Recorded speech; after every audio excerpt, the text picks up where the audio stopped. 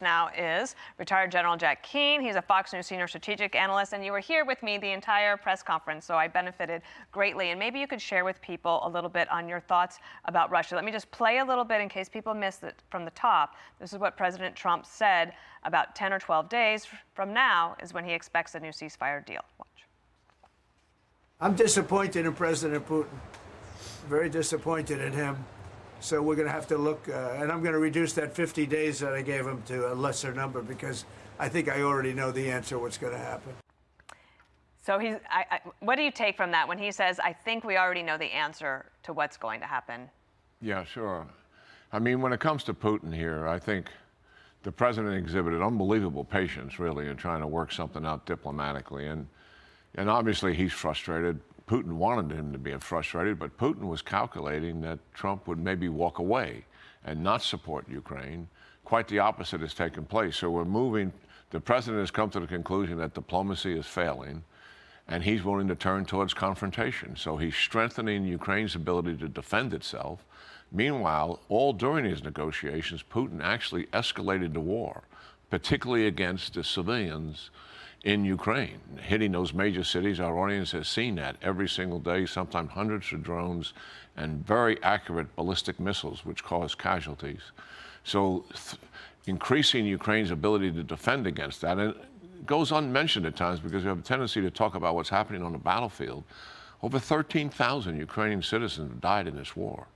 And Putin is committing a war crime every single day when he targets civilians with no military targets there whatsoever. So the major inflection point has taken place. Confrontation, strengthening Ukraine's ability to defend, and also looks like in several days we'll find ourselves with secondary sanctions being imposed on Russia. They already have serious economic issues, and this will add to that. Does that get them back to the negotiating table? We don't know, but we know what has not worked, and diplomacy hasn't worked, and so give this a try. And how much does it matter that President Trump is there with Keir Starmer of the UK? We have NATO, who has just recommitted, especially in terms of putting its own resources to help defend and then giving some of those resources to Ukraine. Does that bother Putin at all? Does Putin realize that there's amassing forces against him? Or does he just think he can wait this out? And even if Ukraine is defending himself, that doesn't mean getting the Russians out or to leave. Right. Well, I think he had two objectives here. One certainly is to break the will of the United States' willingness to support Ukraine, and also for the Europeans. And quite the opposite has taken place. When our negotiating team, President Trump's team, met with the Europeans in Rome a week or so ago, they came out of that meeting, and the Europeans were very clear. This is not a money issue for us. We're going to pay whatever it costs to take care of Ukraine, and we're going to purchase the weapons from the United States and do this. So they are really all in here. And where the president is, he's all in as well. Putin has got to be taking notice of that. He wanted to undermine our resolve in the Europeans, and he certainly wanted to break the will of the Ukrainian people to put more pressure on Zelensky so he would make major concessions. Big picture, Putin has been at war for 41 months. He still hasn't taken significant territory in Ukraine. His presidency is at stake, and he wants those concessions being made by Zelensky, and he wanted them to be supported by the President of the United States. It is not happening. So he has to begin to rethink where is he and how much stake is he going to continue to risk his presidency by this involvement. Other headlines with another major news story. First of all, we didn't even get too much into it, but Thailand and Cambodia were going to go at it. They were about to go to war. President Trump announced at the beginning of that press conference they got involved, and now we have an immediate ceasefire and an agreement to just hold fire there in Thailand and Cambodia at that border. But the other war that's, I don't know if it's 41 months, I can't quite do the math, but since October 7th, you have Israel against Hamas, you have actually against Hezbollah, the seven-front war. Over the weekend, there were increasing numbers of media stories about Gazans' starvation.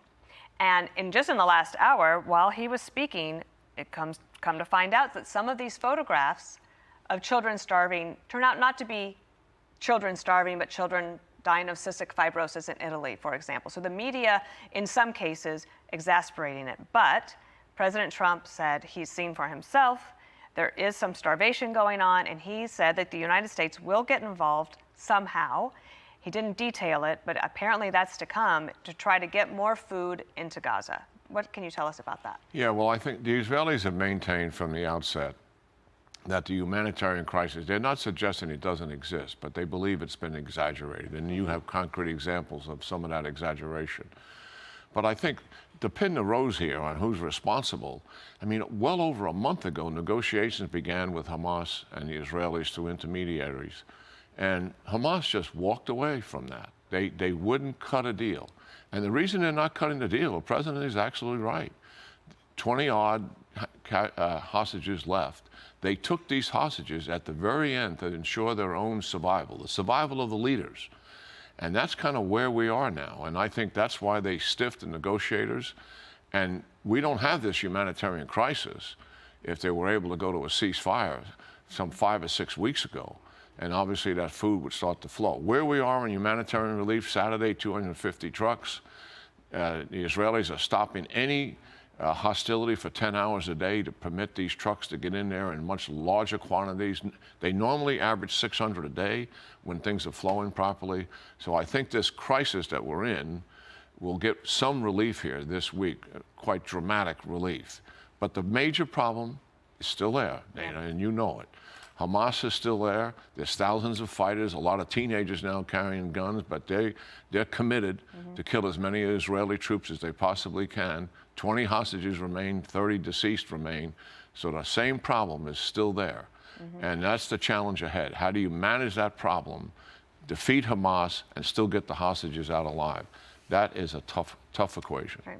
Since October 8th, Israel said, if you release the hostages, this ends now. And now we're getting to be almost 2 years since then. Yeah. General Keane, thank you. It was fun to sit with you during the press conference. A lot of news was made, and we have more now here. Over to you, Bill. I'm Steve Doocy. I'm Brian Kilmeade. And I'm Ainsley Earhart. And click here to subscribe to the Fox News YouTube page to catch our hottest interviews and most compelling analysis.